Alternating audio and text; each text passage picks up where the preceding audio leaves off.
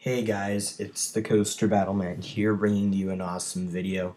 The most underrated coaster at every single Cedar Fair park. So, overall Cedar Fair, they do have their overrated coasters and they have their loved coasters. But they also have underrated coasters, so this is the most underrated coaster at every single Cedar Fair park. So, we're moving on to Michigan's Adventure, Shivering Timbers. So, Shivering Timbers just isn't talked about. So, Michigan's Adventure as a park isn't really talked about in general, but their water park is kind of talked about, and Shivering Timbers is kind of talked about, but not enough. So, Shivering Timbers is definitely the highlight attraction of this park. In the dry park, this coaster is an airtime machine in the first half of the ride. It's just an awesome part of the ride. The ride time of this coaster is so long. It's just great. What a great coaster. So there's also a pretty cool helix at the end of the ride too. This coaster isn't the smoothest coaster in the world, but it's still very, very good. And one of the best wooden coasters out there that's very underrated. The next coaster is from Valley Fair, Steel Venom. So Steel Venom is overall a really good coaster.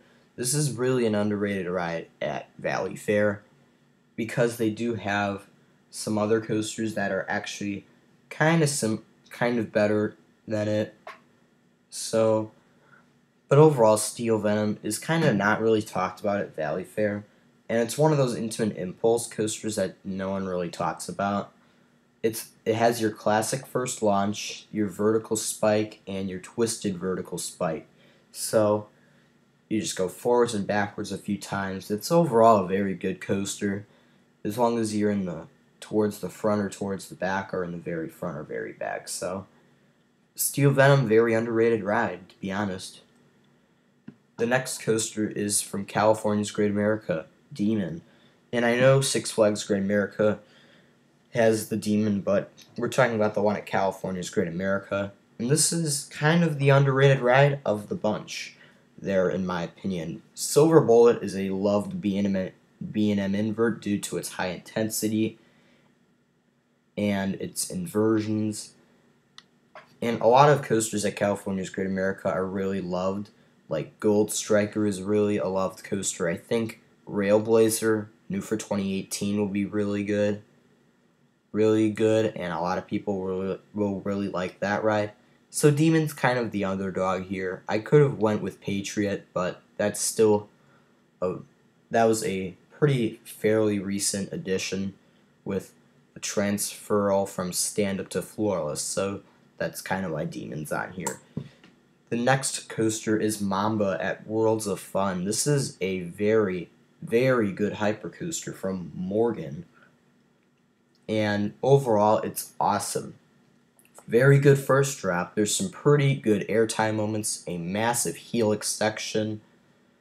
Overall, it just looks awesome. It looks like a very fun ride. It has some closing airtime hills at the end of the ride. It is kind of like a better version of Magnum XL 200 in my opinion, but that's kind of like what you could say about every single Morgan hypercoaster, is that it's a better version of Magnum XL 200. But Mamba is definitely a great coaster, and definitely the best coaster at Worlds of Fun, just barely edging out Prowler, which is also a pretty underrated ride, if you ask me. Let's move on to Dorney Park, where this is basically the most underrated Cedar Fair park, because they have Talon, which is very underrated, but Hydra the Revenge is the most underrated ride here. Even though this coaster is only 100 feet tall, and when you consider talking floorless coasters, you usually talk Superman Krypton coaster, or Kraken, or Rougarou, or Dominator. But you never really talk about Hydra the Revenge, and this coaster is awesome. That first inversion just right out of the station, that JoJo roll, really gets the ride moving and started. Even though this coaster isn't the tallest or the fastest floorless coaster, this is definitely the most underrated one, and it's still a very great coaster. Definitely the best coaster at Dorney Park, in my opinion. Knott's Berry Farm, we're moving on to them. Their most underrated coaster is Silver Bullet, because I know Montezuma's Revenge is actually a classic. Also, when you talk B&M inverts, you usually talk Banshee, you talk about Montu, Patriot, and those are all great coasters. And you also talk about Raptor, which is also a great B&M invert. But when you don't really talk about is Silver Bullet, and this is a pretty good coaster. It has its flaws. I know it's not the smoothest B&M invert in the world, I've heard, but it has some really good inversions, and overall it will be a pretty intense coaster as well. So it's a very good coaster at Knott's Berry Farm. Next, we're moving on to King's Dominion, and the one that's underrated there is Backlot Stunt Coaster. And I'm also going to say the Kings Island one and the Canada's Wonderland one are also very underrated, because even though King's Dominion's Backlot Stunt Coaster is a clone, this is just an awesome coaster. It's super intense for a family coaster. It has some pretty cool elements, some tight turns, a pretty small drop under a bridge.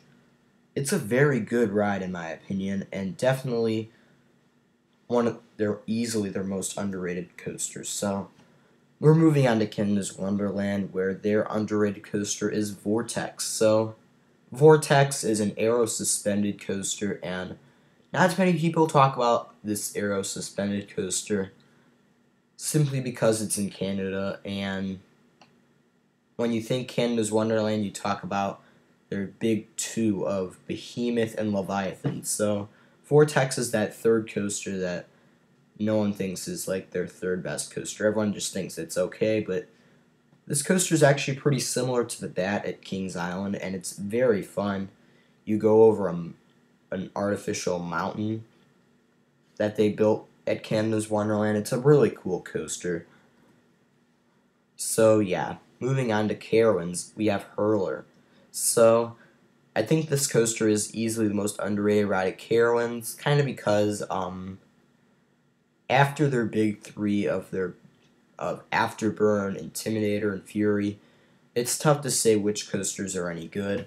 Their Boomerang, it's all over the place. People like them, so they're kind of overrated or underrated. It's kind of an in-between. So I decided to put Hurler here. So yeah, Hurler, underrated coaster. And when you think Hurler, you think the King's Dominion one being super bad and being RMC'd into Twisted Timbers. So this Hurler at Carowinds, it's still here. I really hope it doesn't get RMC'd. I mean, I would like it to, but I don't think the Carowinds one should be RMC'd. But overall, I think Hurler at Carowinds is definitely an underrated wooden coaster. It's fairly smooth too, so. Moving on to Kings Island, we have the Bat. And this is easily the most underrated suspended coaster out there. This coaster is intense. Just from riding it, I really do like the Bat a lot. Super intense coaster. Very good bank turns. Great drop. Overall, very fun coaster. It is kind of rattly though, and it is pretty short. Those are probably my two main complaints. But other than that, it's a great coaster, and definitely one of those coasters that no one really talks about at Kings Island. Because everyone talks about Banshee the Beast and Diamondback and Mystic Timbers. And this coaster just doesn't get enough love for what it is. And I know I could have put Backlot Stunt Coaster here too. That's also really underrated. But I didn't want to put two Backlot Stunt Coasters in here. So, moving on to Cedar Point, we have Gatekeeper. And I could have gave this to Wicked Twister. And I think Wicked Twister is really underrated. When it comes to Cedar Point, no one really talks about it. But Gatekeeper is easily the most underrated coaster at Cedar Point, in my opinion. People say that this coaster isn't the greatest, and it's forceless and boring at times. But I think this is easily the fourth best coaster at Cedar Point. What a great coaster. This coaster goes upside down several times with that insane hang time filled wing over drop. The airtime hill actually gives a little bit of airtime. There's some pretty good inversions in there. The keyholes are awesome. And out of all the night rides I've been on, this is definitely one that I really recommend. Gatekeeper has a great night ride as well. What a very good coaster. So, yeah, those were the underrated coasters from each Cedar Fair park. Thank you for watching. Stay tuned for more videos.